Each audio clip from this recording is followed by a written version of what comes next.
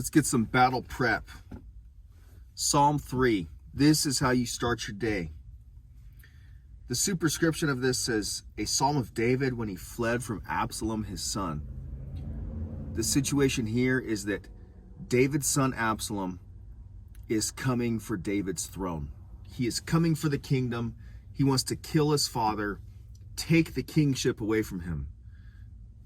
David has been promised by God that one of his sons will reign upon his throne, and that someday, farther on down the line, a son of David will have the eternal throne of David. This is a throne that will last throughout all of eternity, that all of the nations will come to worship. And now he's got his son, who he loves, coming to kill him. To David, it looks like the promise is in jeopardy. How many times have you thought that God's promises to you were in jeopardy?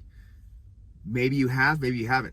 Regardless, when things are going crazy in life, this is how you respond.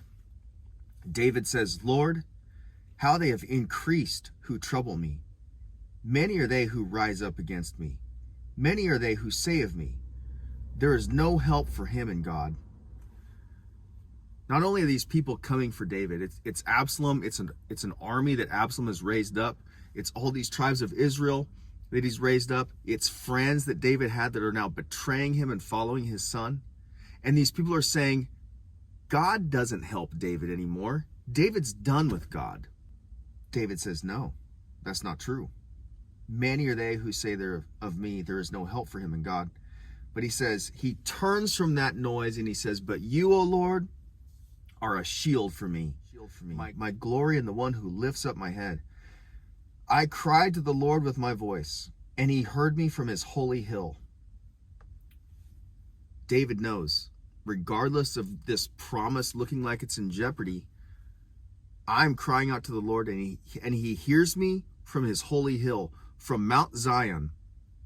I've been in a place in my life, I can tell you, when I was a Marine serving in Ramadi, Iraq, and I was surrounded by everybody around me, all these insurgents trying to kill me and my squad, I cried to the Lord, and he heard me from his holy hill, and he came and he delivered me and my guys.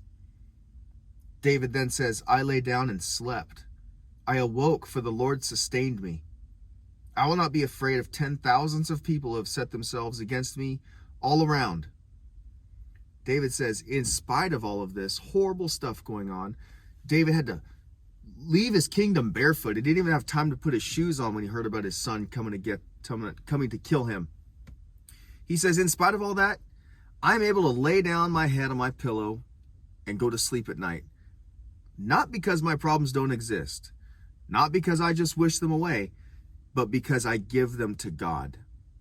That's where we got to be in life. There's a lot of things to worry about out there, plenty of things to get pent up about. But you give these things to the Lord, and then when you lay down your head and you sleep at night, sleep soundly, because God hears you from his holy hill, and he loves you like he loves David. David then calls for God to arise. He says, arise, O Lord, save me, O my God, for you have struck all my enemies on the cheekbone.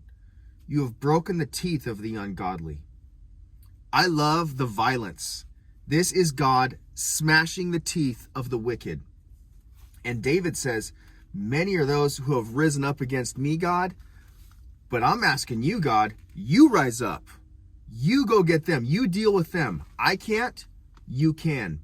And David expects his God to do violence on his behalf. This is not a meek and mild God that we serve. This is a God that is going to crush the teeth out of the face of the wicked. And I freaking love it. Salvation belongs to the Lord.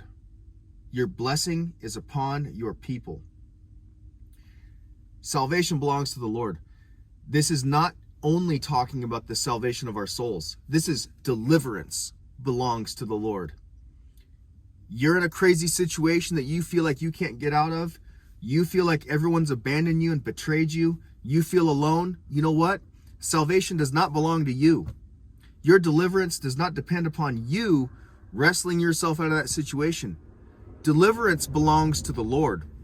You cry to God, you call upon him, He's upon his holy hill, and he will hear you. This is a psalm for the people of God. You become one of the people of God if you're not. Gents, this is how we start our day.